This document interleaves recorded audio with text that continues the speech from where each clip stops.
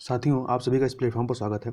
यहाँ पर हम लोग आस्था आईएएस कोचिंग के द्वारा जो बीपीएससी जो आगामी परीक्षा होनी है, इसके लिए जो टेस्ट सीरीज चलाई जा रही है, उसका टेस्ट नंबर 2 जो कि भारतीय राज्य व्यवस्था अर्थात इंडियन पॉलिटी एंड गवर्नेंस से संबंधित है, उसकी चर्चा हम लोग उस टेस्ट को हम लोग पूरे व्याख्या के साथ यहाँ पर देखेंगे। तो ये जो पहला वीडियो है, इसमें हम लोग 75 क्वेश्चन को कवर करेंगे और जो नेक्स्ट वीडियो इसका पार्ट 2 होगा, उसमें जो शेष 75 क्वेश्चन है उसको हम लोग कवर करेंगे। तो प्रारंभ करते हैं इसको। इसमें पहला प्रश्न है कि भारतीय न्यायपालिका का जो संगठन है वो किस प्रकार का है। तो आप इसको देखें तो यह किस प्रकार का, यह शंक्वाकार है। किस प्रकार का? शंक्वाकार है। इस तरीके से कैसे भारतीय न्यायपालिका का संगठन जो है शंकु ऐसे होता है, शंकु के आकार का है, जिसके शिखर पर जो है क्या होता है, उच्चतम न्यायालय है, तब उसके नीचे उच्च न्यायालय तथा उच्च न्यायालयों के नीचे अधीनस्थ न्यायालय। तो ये क्या हो गया, आपका एक शंकु बनता है। तो आपका सी ऑप्शन सही होगा। अगला है मुंसिफ मजिस्ट्रेट क्या होते हैं। तो मुंसिफ मजिस्ट्रेट जो होते हैं, ये सिविल मामलों की सुनवाई करने वाला होता है। इसको थोड़ा और जान ले तो सिविल मामलों को देखने वाले मजिस्ट्रेट को मुंसिफ मजिस्ट्रेट या सिविल जज कहते हैं, तथा आपराधिक मामलों को देखने वाले मजिस्ट्रेटों को क्या कहते हैं, उसको मुख्य न्यायिक मजिस्ट्रेट कहते हैं। अगले प्रश्न की तरफ चलते हैं। अगला प्रश्न है कि वह कौन सी समिति है जिसकी स्थापना भारत सरकार अधिनियम 1919 के तहत सर्वप्रथम 1921 में की गई थी। तो यह कौन सी समिति है, यह लोक लेखा समिति है। तो यह जो है लोक लेखा समिति, यह संसद की सबसे महत्वपूर्ण और सबसे पुरानी वित्तीय समिति है। यह आपका प्राक्कलन समिति हो गया, लोक लेखा समिति हो गया, सार्वजनिक उपक्रमों से संबंधित समिति, ये तीनों ही क्या है, वित्तीय समितियां हैं। और ये जो लोक लेखा समिति है, इसका गठन भारत सरकार अधिनियम 1919 के तहत सर्वप्रथम 1921 में किया गया था। इस समिति में यदि वर्तमान में इसका स्ट्रक्चर देखें तो इसमें कुल 22 सदस्य शामिल होते हैं, जिसमें से 15 सदस्य जो होते हैं आपके लोकसभा से होते हैं और 7 सदस्य जो होते हैं वो राज्यसभा से होते हैं। अगला प्रश्न है कि निम्नलिखित में से कौन से कथन सत्य हैं। तो पहला इसमें है कि ऑपरेशन पोलो के तहत हैदराबाद को भारत में मिला लिया गया। अगला है इसी में कि अक्टूबर 1948 में कश्मीर को जो है भारत में विलय कर लिया गया। तो ये जो दूसरा ऑप्शन है, अक्टूबर 1948 में नहीं बल्कि 26 अक्टूबर 1947 को भारत में कश्मीर का विलय कर लिया गया था। तो आपका बी वाला गलत हो गया। बटलर समिति का उद्देश्य भारत एवं कश्मीर के मुद्दों को जांचना था, यह भी गलत है, क्योंकि 1927 में बटलर समिति का गठन किया गया था, जिसका उद्देश्य भारत सरकार तथा देशी रियासतों के बीच संबंधों को जांच करना था, आर्थिक तथा वित्तीय स्थिति के सुधार के संबंध में सुझाव देना था। अगला इसमें डी वाला जो ऑप्शन है कि 1963 में असम से अलग कर नागालैंड को भारत का 18वां राज्य बनाया गया। तो यह भी गलत है। गलत क्या है कि 1963 में असम से नागालैंड को अलग तो किया गया था, परंतु यह 18वां नहीं बल्कि 16वां राज्य बना था। कौन सा राज्य बना था? 16वें नंबर का राज्य बना था। तो इस प्रकार से देखें तो आपका जो केवल ए ऑप्शन जो है ऑपरेशन पोलो के तहत हैदराबाद को भारत राज्य में मिला लिया गया था, यह सही है। अगला है भारतीय व्यवस्था का आधार क्या है। तो भारतीय व्यवस्था को देखें तो इसका आधार क्या है? ग्राम है। भारतीय व्यवस्था का आधार क्या है? ग्राम है, जिसका प्रबंधन ग्राम पंचायतों के आधार पर भली भांति किया जाता है। और नीति निर्देशक तत्वों में कहा गया है कि ग्राम पंचायतों की स्थापना कर उन्हें स्थानीय शासन की प्राथमिक इकाई बनाया जाएगा। अगला प्रश्न है कि राज्यों में संवैधानिक व्यवस्था के भंग हो जाने पर किस अनुच्छेद के तहत राज्यों में राष्ट्रपति शासन लागू होता है। तो अनुच्छेद 356 के तहत, जबकि अनुच्छेद 352 के तहत क्या होता है, आपातकाल की बात की गई है। तीन प्रकार के आपातकाल होते हैं। और अनुच्छेद 356 में क्या है कि यदि राज्यों में संवैधानिक व्यवस्था को कोई खतरा होता है या उसका उल्लंघन होता है तो राष्ट्रपति शासन लगाया जाता है अनुच्छेद 356 के तहत। तो इसमें होता क्या है, इसमें जो इनकी विधानसभा होती है उसको भंग कर दिया जाता है और राष्ट्रपति के हाथ में पूरा कंट्रोल चला जाता है। अगला है कि भारत का राज्य समाजवाद लोकतांत्रिक समाजवाद है। यह व्यवस्था संविधान में किसकी अवधारणा को प्रतिपादित करती है। तो यह जो अवधारणा है ये जवाहरलाल नेहरू की है। तो 42वें संविधान संशोधन 1976 के द्वारा उद्देशिका में समाजवादी शब्द जोड़ा गया था। भारत का समाजवाद लोकतांत्रिक समाजवाद है जो कि नेहरू की अवधारणा पर आधारित है तथा समाजवादी व्यवस्था में उत्पादन के साधनों पर क्या होता है, सरकारी नियंत्रण होता है। क्वेश्चन नंबर 8 की तरफ चलते हैं। तो क्वेश्चन नंबर 8 है कि वर्तमान में बिहार के लोकायुक्त कौन है। तो वर्तमान में बिहार के लोकायुक्त कौन है? न्यायमूर्ति श्याम किशोर शर्मा जी हैं। और यहाँ पे ध्यान रखिएगा, बिहार में सर्वप्रथम लोकायुक्त जो हुए थे वो कौन थे? श्रीधर वासुदेव, न्यायमूर्ति श्रीधर वासुदेव सोहनी जो हैं वो प्रथम लोकायुक्त बने थे। और अभी तक जो है बिहार में कुल 8 लोकायुक्त हो चुके हैं। और जो न्यायमूर्ति श्याम किशोर शर्मा हैं ये बिहार के लोकायुक्त पद पर 2017 में आसीन हुए थे और ये वर्तमान में भी कार्यरत है। इनका जो कार्यकाल होता है कितना होता है? 5 वर्ष। जो बिहार में लोकायुक्त होते हैं इनका कार्यकाल कितना होता है? 5 वर्ष या 70 वर्ष की उम्र तक। जबकि उत्तर प्रदेश में देखेंगे तो यहाँ पे इनका कार्यकाल कितना लोकायुक्त का? 8 वर्ष होता है। आगे चलते हैं कि निम्नलिखित का क्रम क्या है। हमें ये कुछ घटनाएं दी गई, इनको क्रम लगाना है। तो इंग्लैंड की, अमेरिका की क्रांति, तो अमेरिका की क्रांति देखें कब होती है? 1776 में होती है। औद्योगिक क्रांति कब होती है? तो औद्योगिक क्रांति आप देखें तो 18वीं शताब्दी में होती है। कब? 18वीं शताब्दी में। और इंग्लैंड की गौरवपूर्ण क्रांति कब होती है? 1688 में होती है। और वहीं पे जो है आपका फ्रांसीसी क्रांति कब होती है? तो फ्रांसीसी क्रांति जो होती है 1784 में होती है। तो क्रम लगाइए। सबसे पहले क्या आएगा? इंग्लैंड की गौरवपूर्ण क्रांति आएगी। फिर दूसरे नंबर पे 1776 की अमेरिका क्रांति आएगी। फिर तीसरे नंबर पे 1784 की फ्रांस की क्रांति आएगी। और फिर सबसे लास्ट में डी नंबर पे जो है आपकी औद्योगिक क्रांति आ जाएगी। तो इस प्रकार से क्या हो गया आपका? 3 हो जाएगा पहले, 3, 1, 4 और 2। तो देखिए कहाँ पे है? 3, 1, 4, 2। आपका सी ऑप्शन सही हो जाएगा। अगले प्रश्न की तरफ चलते हैं। अगला प्रश्न है कि प्रस्तावना के तहत इनमें से कौन सी स्वतंत्रता जो है वो सुनिश्चित नहीं होती है? विचार की, अव्यक्त की, धर्म की, उपासना की, या आपकी क्या है? उपासना या उपयुक्त में से कोई नहीं, या उपयुक्त में से एक से अधिक। तो आप देखें प्रस्तावना के तहत जो है विचार, अव्यक्त अर्थात मत प्रकट करने की, विश्वास की, धर्म एवं उपासना की स्वतंत्रता प्रदान की गई है। तो आपका क्या हो जाएगा? ऑप्शन नंबर ई जो है वो आपका सही हो जाएगा। तो इस प्रकार से ऑप्शन ई आपका सही हो गया। जैसे कि आप देखें यदि आप उद्देश्य का पढ़ेंगे तो उसमें लिखा हुआ है कि सामाजिक, आर्थिक और राजनीतिक न्याय, 3 प्रकार के न्याय की चर्चा की गई है। और वहीं विचार, अव्यक्त, विश्वास, धर्म और उपासना मतलब 5 प्रकार की स्वतंत्रता, ठीक है, और प्रतिष्ठा और अवसर की समता प्राप्त कराने के लिए तथा उन सब में व्यक्ति की गरिमा और राष्ट्र की एकता और अखंडता सुनिश्चित करने वाली बंधुता बढ़ाने के लिए। तो ये इन शब्दों का प्रयोग है। तो याद रखिएगा न्याय कितने प्रकार के हैं? 3 प्रकार के दिए गए, सामाजिक, आर्थिक और राजनीतिक न्याय। जबकि स्वतंत्रता जो है विचार, अव्यक्त, विश्वास, धर्म और उपासना की, तो 5 प्रकार की स्वतंत्रता है। अगला है उद्देशिका के तहत संविधान का मूल स्रोत क्या है? तो उद्देशिका के तहत यदि देखें तो संविधान का मूल स्रोत जो है क्या है? भारत की जनता है। क्या है? भारत की जनता। तो बी वाला ऑप्शन आपका सही हो जाएगा। तो उद्देशिका का जो आरंभ है आप पढ़ेंगे तो इसमें क्या है कि हम भारत के लोग सबसे होती है। इसका तात्पर्य है कि संविधान का मूल स्रोत क्या है? भारत की जनता है। वहीं समस्त शक्तियों का केंद्र बिंदु होता है भारत की जनता। अगला है भारत में किस तरह की शासन प्रणाली अपनाई गई है? तो आप देखें तो भारत में जो है संसदीय शासन प्रणाली को अपनाया गया है।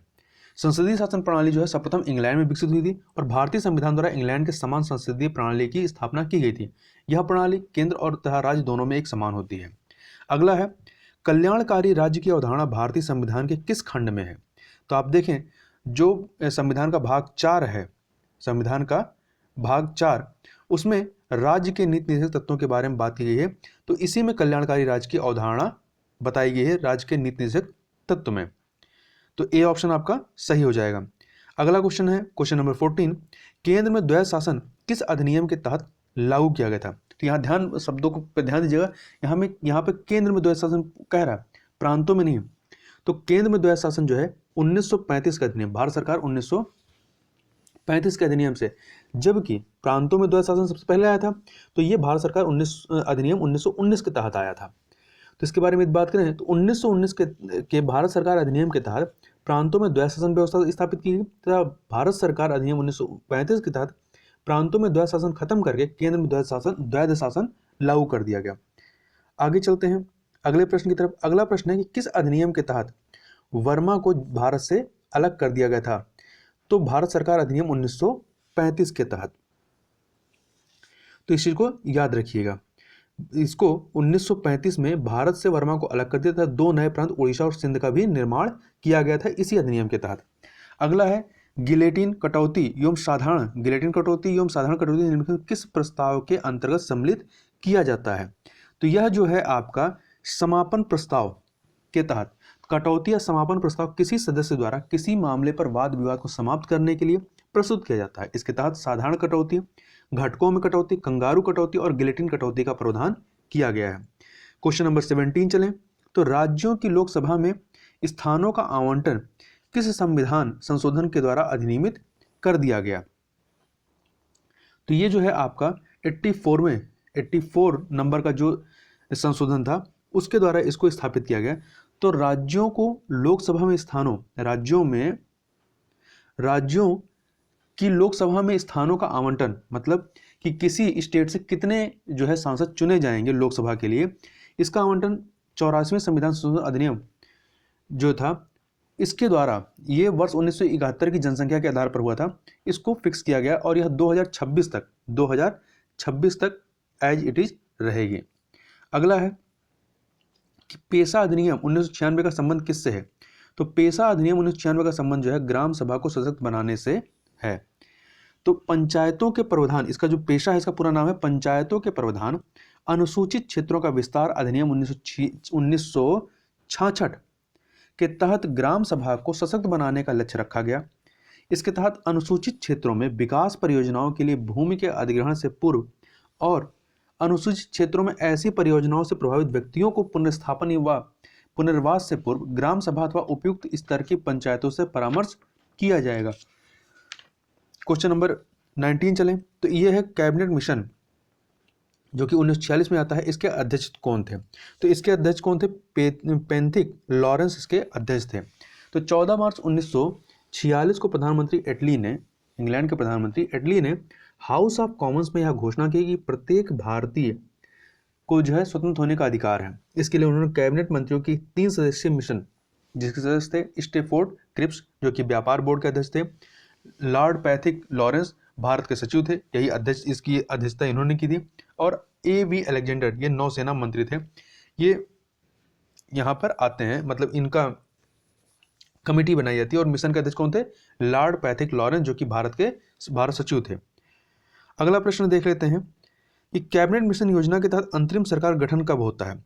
तो अंतरिम सरकार गठन जो है सितंबर 1946 में किया जाता है। तो कैबिनेट मिशन योजना के तहत 24 अगस्त 1946 को जो है 24 अगस्त 1946 को प्रथम अंतरिम राष्ट्रीय सरकार की घोषणा की गई तथा 2 सितंबर 1946 को पंडित जवाहरलाल नेहरू के नेतृत्व में एक अंतरिम सरकार गठित की गई। अगले प्रश्न की तरफ चलते हैं। क्वेश्चन नंबर 21 कि 42वें संविधान संशोधन के तहत संविधान में कौन कौन से शब्द नहीं जुड़े थे? कौन कौन से शब्द नहीं जुड़े थे? तो इसमें समाजवादी जोड़ा गया था, अखंडता जोड़ा गया था, पंथ निरपेक्ष जोड़ा गया था। धर्मनिरपेक्ष शब्द नहीं जोड़ा गया बल्कि पंथ निरपेक्ष शब्द जोड़ा गया। तो इस प्रकार केवल धर्मनिरपेक्ष इसमें जो है वो नहीं जोड़ा गया था। आगे चलते हैं। अगला प्रश्न, किस वाद में उद्देशिका को संविधान की मूल आत्मा कहा गया था? तो यह जो है आपका यहाँ पे ये एक सेकेंड, गोलकनाथ मामले में यह जजमेंट दिया गया था। तो इसके बारे में थोड़ा और बात करें तो न्यायमूर्ति हिदायतुल्लाह ने गोलकनाथ बनाम पंजाब राज्य के प्रकरण में उद्देशिका को संविधान की मूल आत्मा कहा, जबकि डॉक्टर B.R. अम्बेडकर ने संवैधानिक उपचारों के अधिकार जो कि अनुच्छेद 32 के तहत दिया गया इसको संविधान की मूल आत्मा कहा है। तो दोनों चीजें याद रखिएगा। अगला है कि भारत एक गणतंत्र देश है, इसका क्या अर्थ है? इसका अर्थ यह है कि भारत का अध्यक्ष जो है वंशानुगत न होकर निर्वाचित होगा, इसका यही मतलब है 23 का ए। अगला है स्त्री एवं पुरुषों को समान कार्य के समान वेतन, ये क्या है? तो आप इसमें देखें तो ये क्या है? मूल अधिकार है। कैसे मूल अधिकार है? रणधीर सिंह बनाम भारत संघ मामले में सर्वोच्च न्यायालय ने कहा कि अनुच्छेद 14, 16 तथा 39 का के अंतर्गत स्त्री तथा पुरुष दोनों को समान कार्य के लिए समान वेतन का अधिकार है। यह एक संवैधानिक लक्ष्य है, अतः यह एक क्या है? मूल अधिकार हो गया। क्वेश्चन नंबर 25 की तरफ चलते हैं कि किस संविधान संशोधन के तहत संपत्ति के अधिकार को मूल अधिकार का दर्जा हटाकर विधिक अधिकार का दर्जा दे दिया गया? तो संविधान संशोधन 44 नंबर के। तो मूल संविधान में नागरिकों को 7 मूल अधिकार दिए गए थे, लेकिन 44वें संविधान संशोधन अधिनियम 1978 के द्वारा संपत्ति के मूल अधिकार को भाग 3 से हटा करके अनुच्छेद 300 का 300 का के अंतर्गत विधिक अधिकार के रूप में अंतर्विष्ट कर दिया गया। अगला है कि 11वें मूल कर्तव्य को संविधान में कब जोड़ा गया? तो इसको जो है आपका 86वें संविधान संशोधन अधिनियम 2002 के तहत 11वें मूल कर्तव्य के रूप में 6 से 14 वर्ष तक के बच्चों को शिक्षा का अवसर प्रदान करने का मूल कर्तव्य जो कर्तव्य है वो बच्चों के माता पिता संरक्षक पर आरोपित किया गया। तो 2002 में जोड़ा गया, बी ऑप्शन। अगला है कि इनमें से किसने भारतीय संविधान को आवश्यकता से अधिक कठोर कहा है? तो यह जो कथन है ये आपका सर आइवर जेनिंग्स का है, B option, sir Ivor Jennings का है।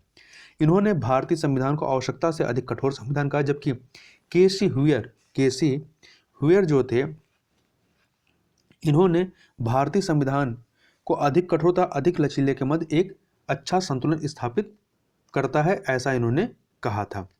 अगला है इनमें से कौन जेवीपी समिति के सदस्यों में शामिल नहीं थे? तो जे से जवाहरलाल नेहरू, बी से आपका वल्लभ भाई पटेल, पी से पट्टाभी सीतारमैया। तो 3 लोग इसमें शामिल थे। ठीक है, तो कौन बचा? के.एम. पढ़ेकर। तो के.एम. पढ़ेकर इसमें शामिल नहीं थे।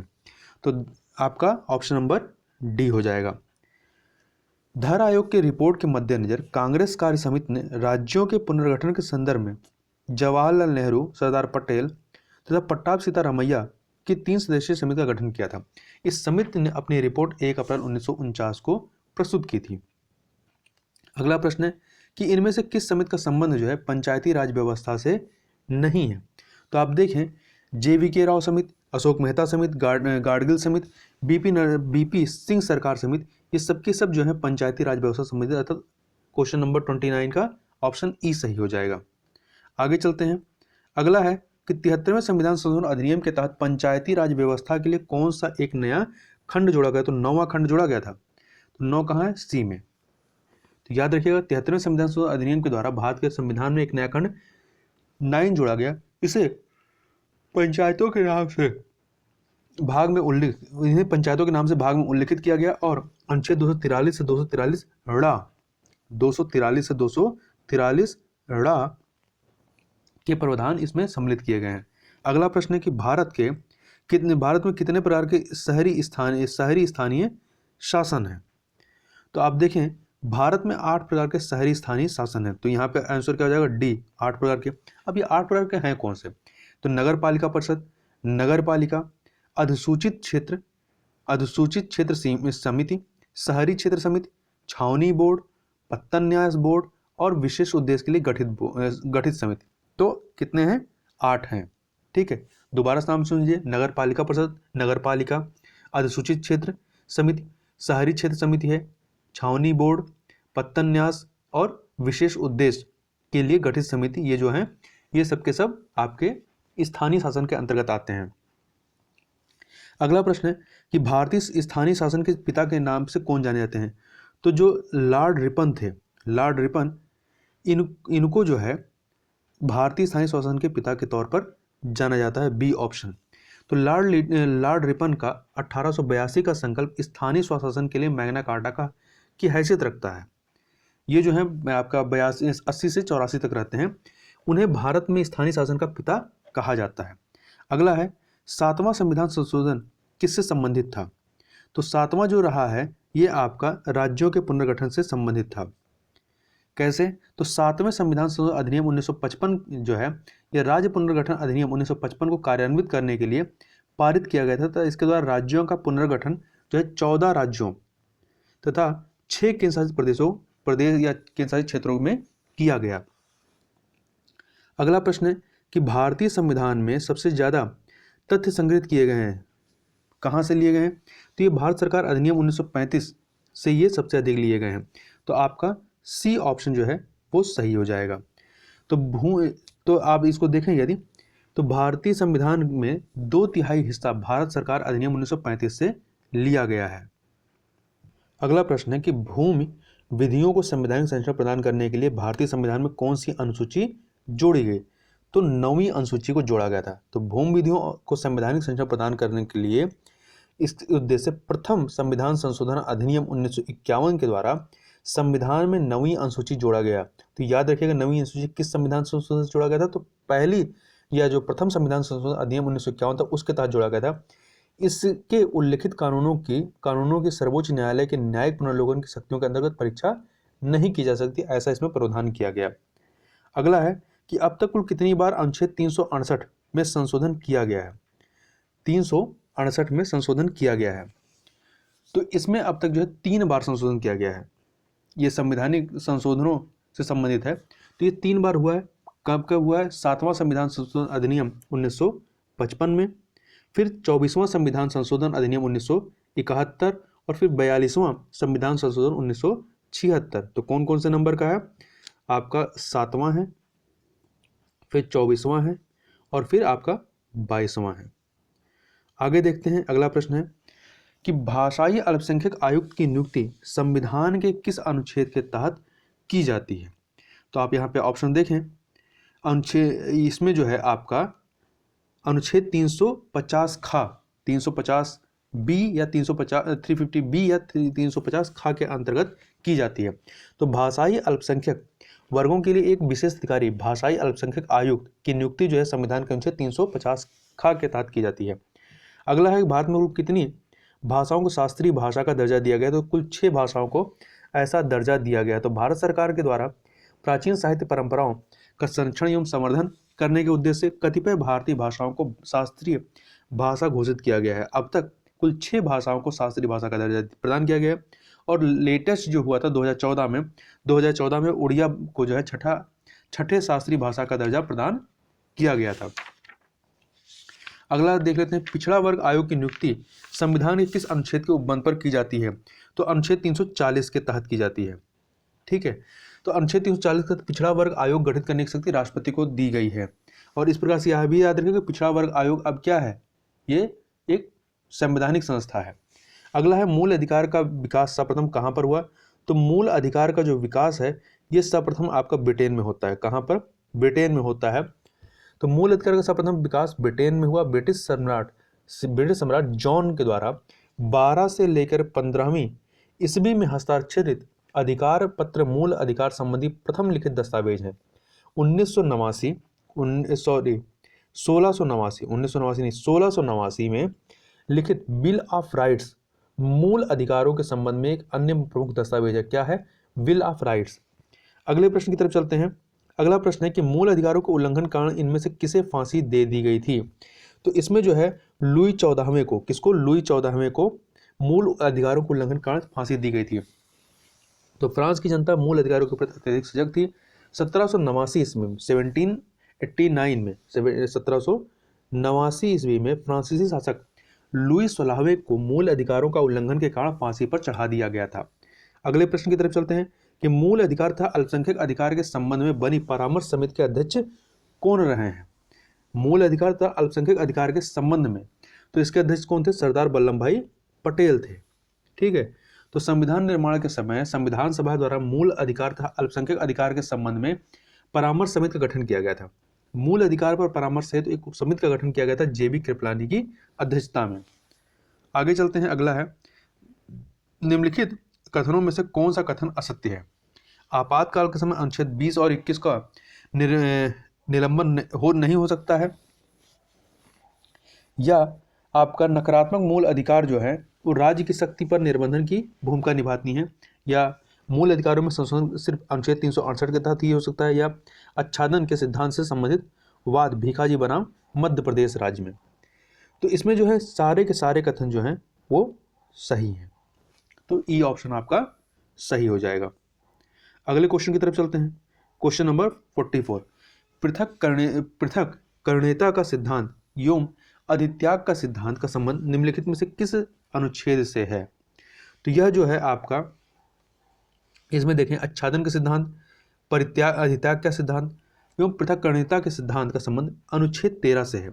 आच्छादन का सिद्धांत संविधान पूर्व तथा संविधान पश्चात दोनों प्रकार की विधियों पर लागू होता है। तो इसमें देखिए कि 13 अनुच्छेद 13, तो आपका क्या हो जाएगा? ऑप्शन नंबर ई जो है वो सही हो जाएगा, सॉरी ऑप्शन नंबर ए जो है वो आपका सही हो जाएगा, 44 का ए। अगला है राज्य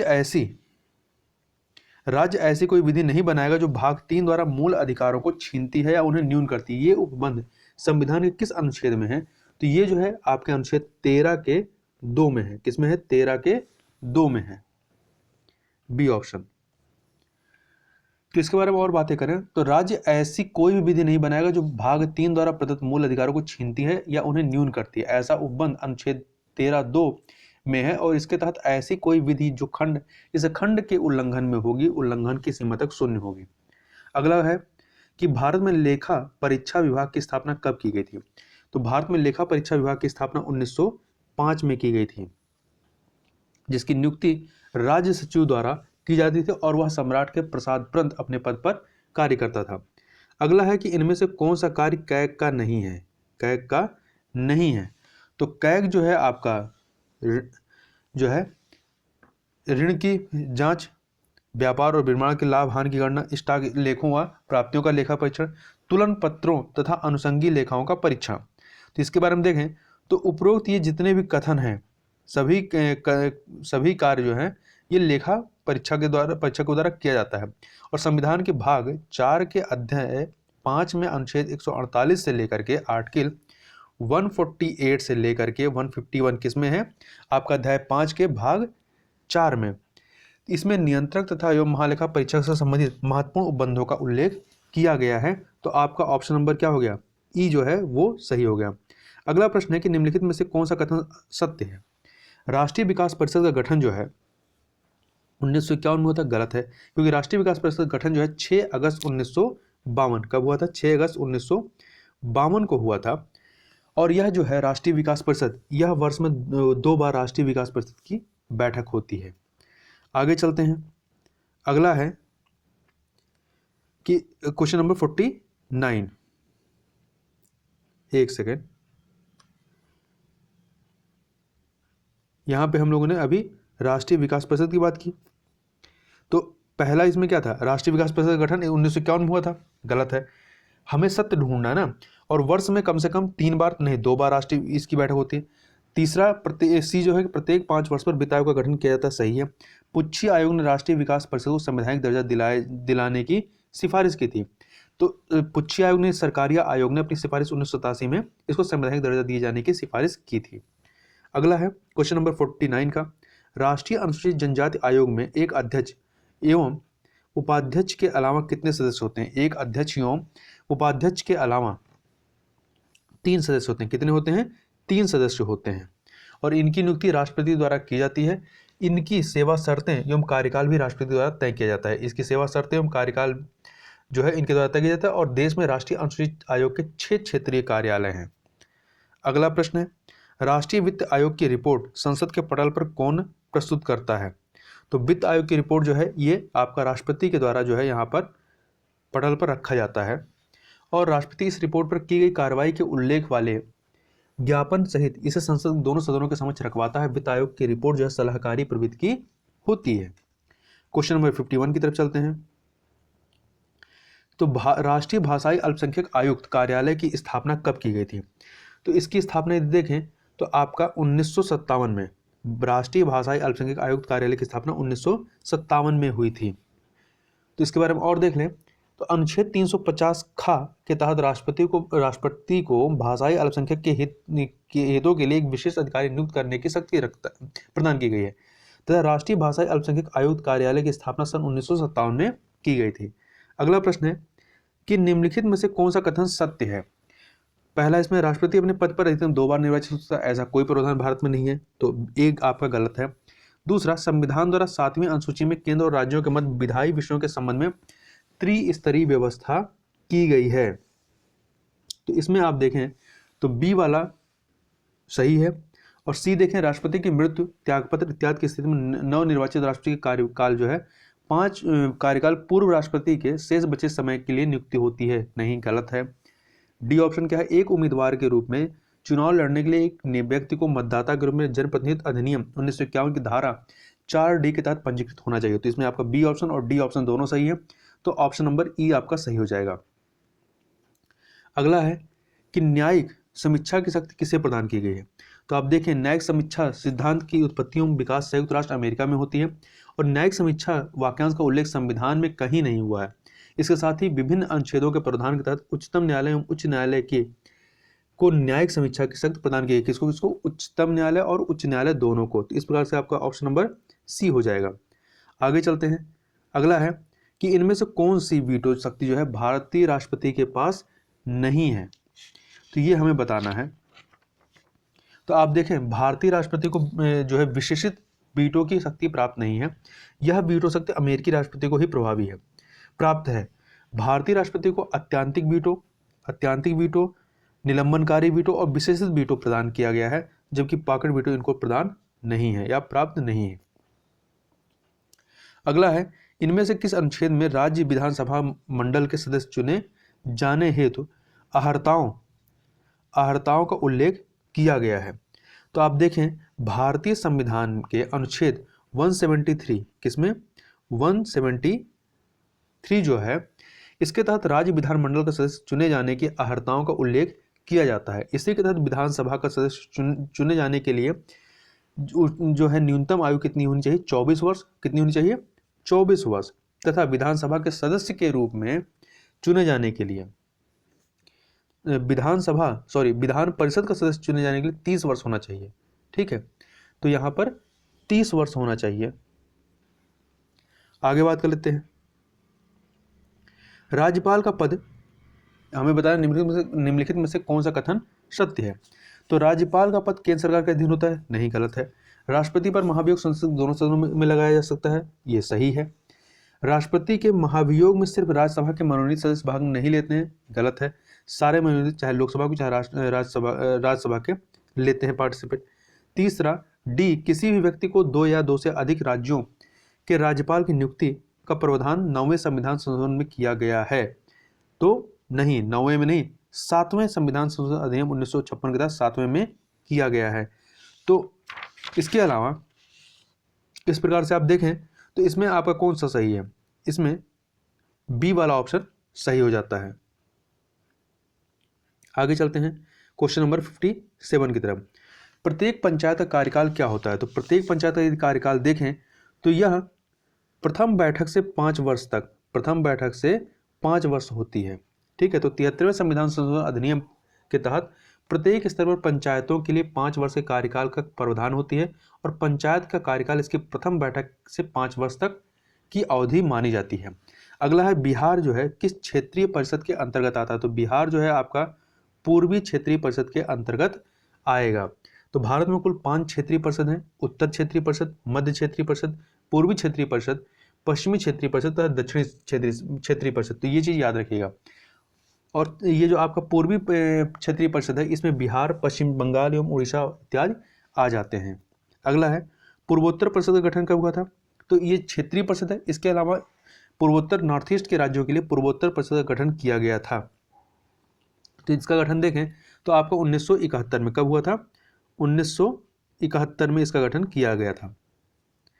क्वेश्चन नंबर 60 को देखें से पहले जो है क्वेश्चन नंबर ये 59 को थोड़ा सा और विस्तार से देखें तो पूर्वोत्तर परिषद गठन एक अलग संसदीय अधिनियम पूर्वोत्तर परिषद अधिनियम 1971 के द्वारा किया गया था। इसके सदस्यों में असम, मणिपुर, मिजोरम, अरुणाचल प्रदेश, नागालैंड, मेघालय, त्रिपुरा एवं मिजोरम शामिल है। नॉर्थ ईस्ट के राज्य शामिल हैं।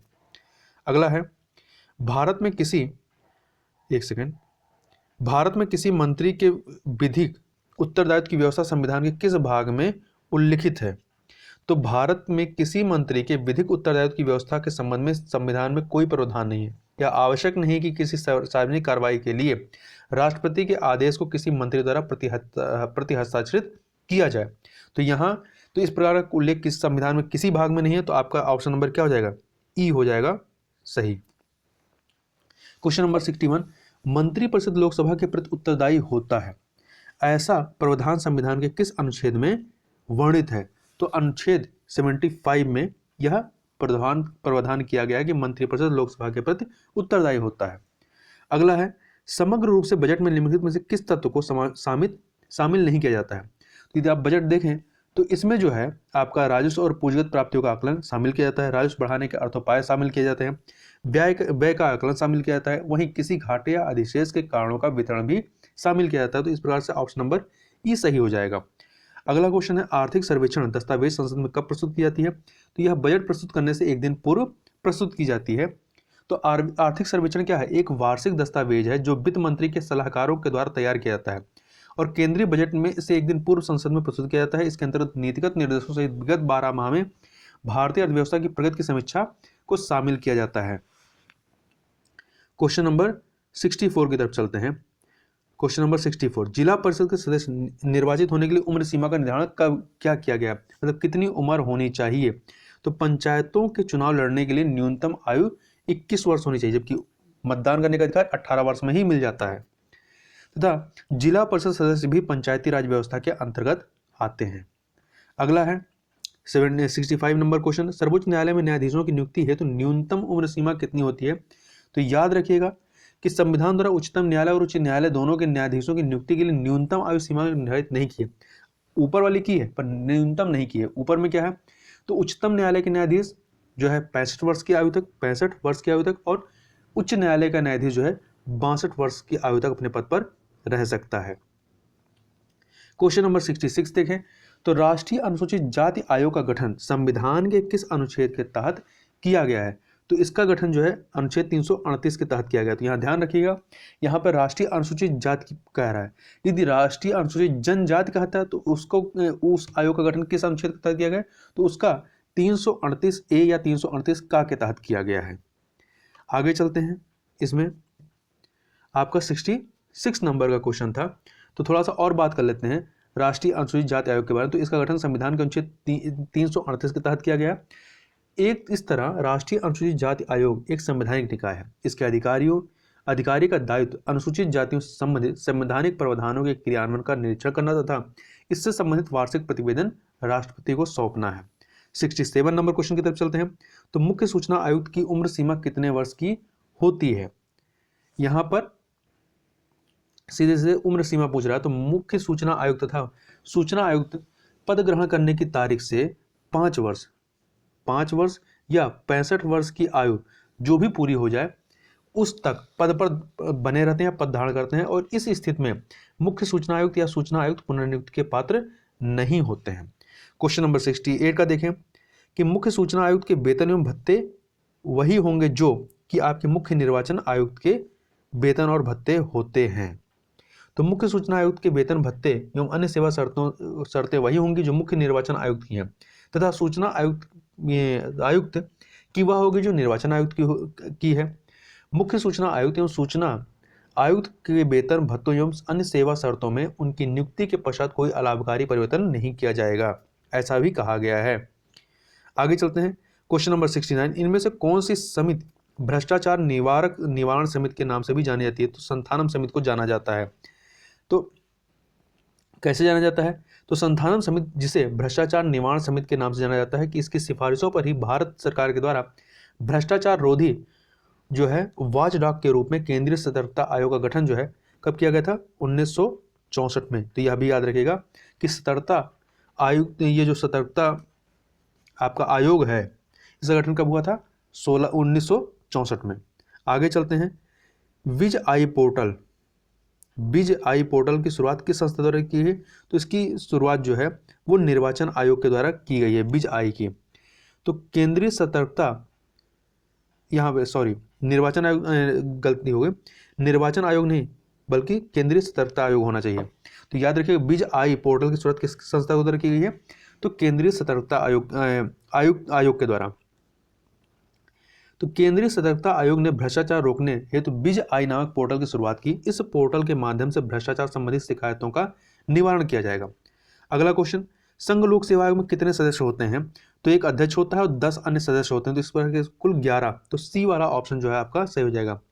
तो संघ लोक सेवा आयोग के बारे में अनुच्छेद 315 से लेकर अनुच्छेद 323 तक इसमें दिया गया है, और इसमें एक अध्यक्ष एवं 10 सदस्य होते हैं, तथा समान रूप से इस आयोग के अध्यक्ष एवं सदस्य पद ग्रहण करने की तारीख से 6 वर्ष या 65 वर्ष की आयु प्राप्ति तक पद धारण करते हैं। अगले क्वेश्चन की तरफ चलते हैं, क्वेश्चन नंबर 71, राज्य लोक सेवा आयोग के अध्यक्ष का कार्यकाल कितना होता है? तो राज्य लोक सेवा आयोग के अध्यक्ष का जो कार्यकाल होता है ये 6 वर्ष, पद ग्रहण की तारीख से 6 वर्ष या 62 वर्ष की आयु।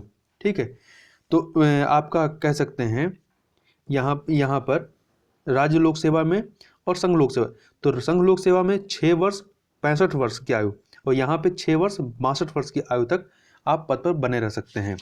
अगला क्वेश्चन है कि निम्नलिखित में से कौन से कथन सत्य हैं?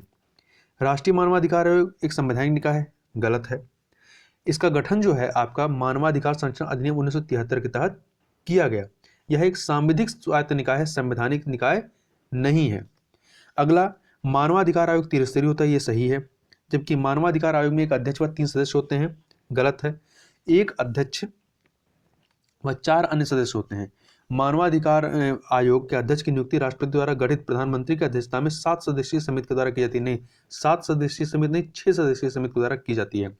अगला है, राष्ट्रीय मानवाधिकार आयोग के सदस्यों का कार्यकाल होता है, कितना होता है?